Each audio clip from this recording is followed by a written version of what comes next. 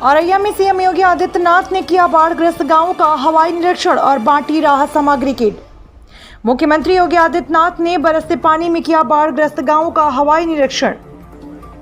बिकराल यमुना की चपेट में आने से औरैया तहसील व जीतमल तहसील के बाढ़ प्रभावित सभी गांवों का हवाई निरीक्षण के बाद यूपी सीएम का हेलीकॉप्टर गेल परिसर में बने हेलीपैड पर उतरा, जहां से कार द्वारा जिला मुख्यालय ककोर पहुंचे। ककोर मुख्यालय में पहुंचकर कहा कि जनपद औरैया और जनपद इटावा के बाढ़ पीड़ित के निरीक्षण के बाद सामग्री बांटी और अपने नेताओं और अधिकारियों के साथ समीक्षा बैठक की। चंबल नदी में कोटा बैराज से पानी छोड़े जाने की वजह से स्थिति हुई। यहाँ कोई जनहानि नहीं हुई है। यहाँ उन सभी को कैंप लगाकर रखे गए हैं। उनके खाने व लंच के पैकेट की व्यवस्था की गई। शुरू से ही प्रयास कर रहे हैं कि बाढ़ से जनहानि रोकने में हम सफल रहें। 7,000 से अधिक आबादी प्रभावित हुई है। पर्याप्त मात्रा में नौका की भी सभी गाँवों में व्यवस्था है। एसडीआरएफ की टीमें भी नोडल अधिकारियों की निगरानी में मुस्तैद हैं। राशन किट में पर्याप्त मात्रा में 10 किलो चावल और रोजमर्रा की वस्तुएं हैं, ताकि किसी भी पीड़ित को अपने आप को असहाय न समझना पड़े। स्थिति पूरी तरह नियंत्रण में है। जनप्रतिनिधि व प्रभारी मंत्री वाला अधिकारी लगे हुए हैं। समय से सभी पीड़ितों को राशन मिले। मकान ध्वस्त होने पर मकान देने व किसी प्रकार की जनहानि पर 4 लाख रुपए की मदद पशुओं के लिए व्यवस्था की गई। अब निचली तलहटी में बने घरों को ऊंचाई पर पुनर्वास की व्यवस्था करवाई जाएगी। ब्यूरो चीफ विमल पांडे की रिपोर्ट।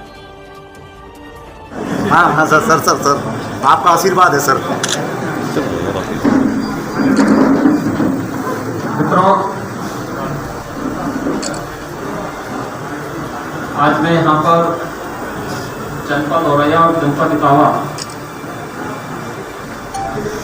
के बाढ़ क्षेत्रों का दौरा करने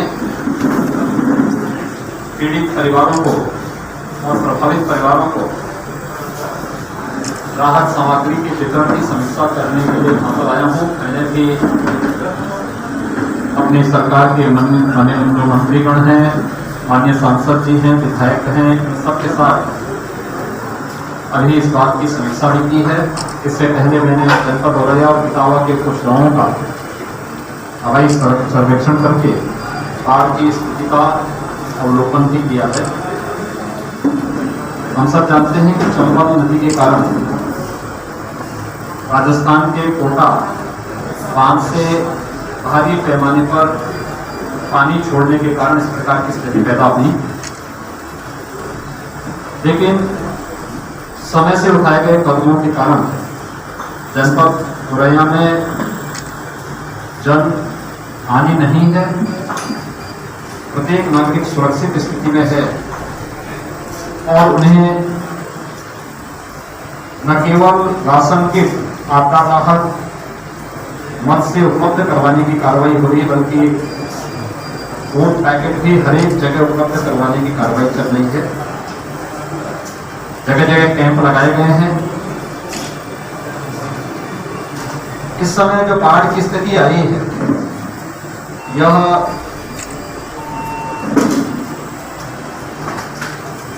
लोगों की दृष्टि अत्यंत सतर्कता बरतने वाली जैसी स्थिति थी और हम लोगों ने प्रयास से ही किया था शुरू से ही कि बाढ़ से किसी प्रकार की जनधन की हानि को रोका जाए। जनधन की हानि को रोकने की दृष्टि से ही तो समय से कदम उठाए गए थे, उसका परिणाम आज देखने को मिल रहा है। लेकिन राजस्थान और मध्य प्रदेश में भारी बारिश के कारण बाढ़ से एक बड़ी आबादी प्रभावित हो रही है।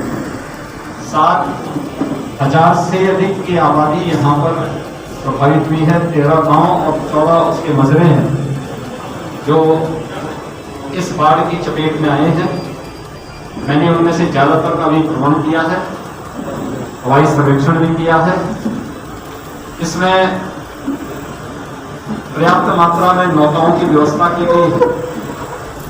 68 नौकाएं उन गांवों में अब तक लगाई गई हैं। एसडीआरएफ और पीएसी की ब्लड यूनिट को भी वहां पर लगा करके न केवल हर एक गांव के लिए नोडल अधिकारी तैनात किए गए हैं, बल्कि वहां पे स्वच्छता की व्यवस्था, पेयजल की व्यवस्था और जरूरतमंदों को फूड पैकेट या राशन किट उपलब्ध कराने की व्यवस्था भी। राशन किट में हम पर्याप्त मात्रा में खाद्यान्न हर प्रभावित परिवार को उपलब्ध करवा रहे हैं, जिसमें 10 किलो चावल, 10 किलो आटा, 10 किलो सूखा जो भुजा है, चना है, 10 किलो आलू, बाकी नमक, मिर्च मसाला, तेजपाई, मोमबत्ती सभी कुछ उसके साथ उपलब्ध करवाने की कार्रवाई चल रही है, जिससे कोई भी पीड़ित और प्रभावित व्यक्ति अपने को असहाय महसूस न कर सके।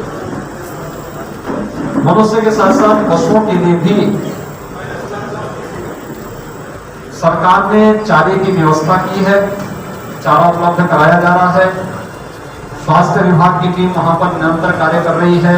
पेट्रोलिंग पुलिस की टीमें जो बाढ़ चौकियां 10 बाढ़ चौकी स्थापित की गई हैं, वहां पर हमारी टीमें कार्य कर रही हैं।